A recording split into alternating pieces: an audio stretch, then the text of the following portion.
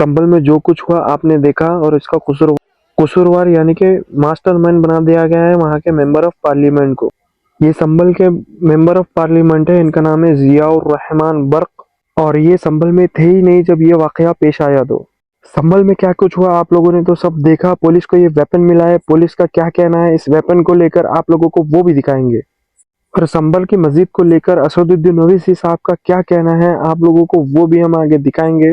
घटना हुई है, हमारे सांसद जियाउर रहमान जब संभल में ही नहीं थे और उसके बावजूद भी उन पर एफआईआर दर्ज करना, ऐसा उदाहरण कभी किसी को मिला होगा देखने को सुनने को। एक पुलिस ऑफिसर ये कह रहा हो कि नेता बनना छोड़ दो, नेताओं का सहारा लेना छोड़ दो, किसके लिए भाषा थी वो। और मैं ये कहना चाहता हूँ, हालांकि सब जानकारी आपके पास है, दुखद है कि नईम जैसे नौजवान की जान चली गई, बिलाल की जान गई है, रोमान की जान गई है, कैफ, अयान, और इसमें से कुछ कम उम्र के भी हैं। मुझे याद है जब मैं लखनऊ में प्रेस कर रहा था उस समय जो जानकारी थी और जो जानकारी छिपाई जा रही थी, जब वहां पर लोकल स्तर से जानकारी हासिल हुई तब मैंने कहा कि नईम की जान गई है और पुलिस की गोली से गई है। आप लोगों पे सब वीडियोस हैं, आप लोगों पे जगह जगह से वीडियोस मिले हैं, कवरेज है पूरा का पूरा कराया गया ये दंगा है। और किसने कराया? सरकार ने कराया, क्योंकि सरकार जो बेईमानी कर रही थी, सरकार जिसने वोट लूटा, सरकार ने जिसने मशीन पर ईवीएम की बटन बार बार पुलिस से दबाई, प्राइवेट ड्रेस में पुलिस लगाई, उस चुनाव में इनकी धांधली, इनकी चोरी न पकड़ी है, इसलिए जानबूझ करके संभल में घटना कराई है। और मैं कि सबसे पहली बात तो ये है कि संभल की चंडोसी की जो जामा मस्जिद है वो कोई 50 साल 100 साल नहीं बल्कि 200-250 साल पुरानी मस्जिद है, उससे ज़्यादा है।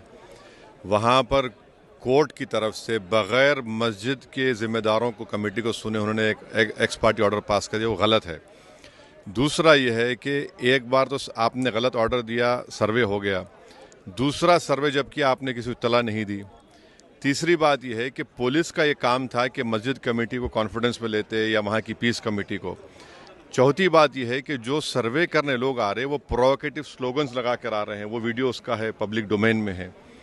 और उसके बाद जो वहाँ पर वायलेंस हुआ जिसमें 3 मुसलमानों को गोली लगी, उनकी मौत हुई, हम इसका कंडेम करते हैं। ये फायरिंग नहीं बल्कि मर्डर है। और जब से बाबरी मस्जिद राम मंदिर का जजमेंट आया, जिस बात को मैं पर्टिकुलरली कह रहा हूँ कि उस जजमेंट के बाद ये सब चीज़ें खुलेंगी और एक के बाद एक खुल रही हैं। एएसआई प्रोटेक्टेड मॉन्यूमेंट सब बातें करने का एएसआई के कानून में नहीं है कि आप उसका रिलीजियस नेचर चेंज नहीं, कैरेक्टर चेंज नहीं कर सकते।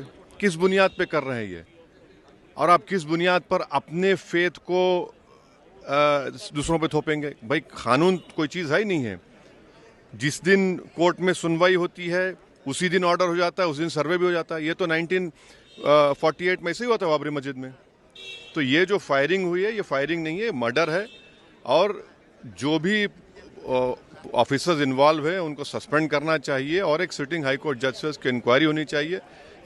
घटी है वो साजिश के तहत घटी है और हमें अफसोस है कि इस प्रदेश और देश के अंदर मुसलमान अपने आप को असहाय महसूस कर रहा है और उनको टारगेट करके उनके साथ में जो जुल्म ज्यादती की जा रही है वो अफसोसजनक है।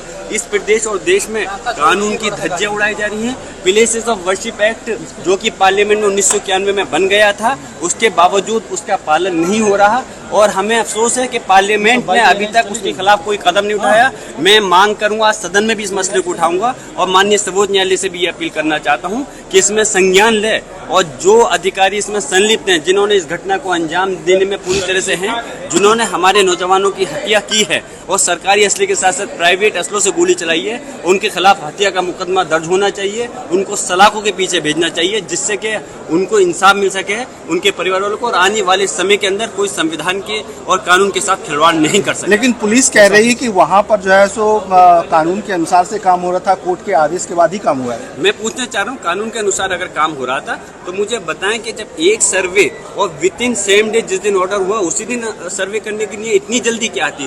क्या कोर्ट का ऐसा आदेश था कि सेम डे आप विद इन 1 आवर के अंदर आपको सर्वे करना है? इतनी इमरजेंसी क्या थी कि आप विद इन 1 वीक भी सर्वे कर सकते थे, 2-3 डेज कर सकते थे।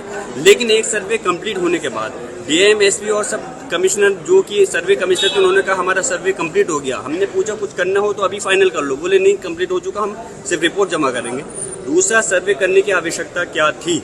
दूसरा सर्वे अगर वो करना चाहते थे तो कोर्ट का आदेश लेते, उसके बाद सर्वे करते। अगर अपनी तानाशाही पे वो लोग अड़े हुए थे फिर भी सर्वे करना था तो एक समन्वय समिति बनाते, लोगों को आपस में मिलकर के उसके बाद कॉन्फिडेंस में लेके करना चाहिए था।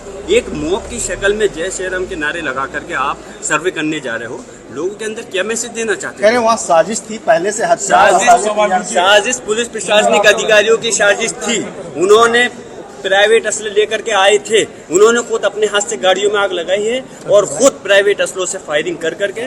और मैं चाहता हूं कि इसकी न्यायिक जांच होनी चाहिए उन अधिकारियों के खिलाफ जो इसके अंदर दोषी हैं। 3 हत्या का मुकदमा दर्ज और जेल की सलाखों के बीच में जाना हैं कि आप भीड़ के जो बलवाई थे, पत्थरबाज थे, उनका क्या मकसद था, उनका क्या उद्देश्य था।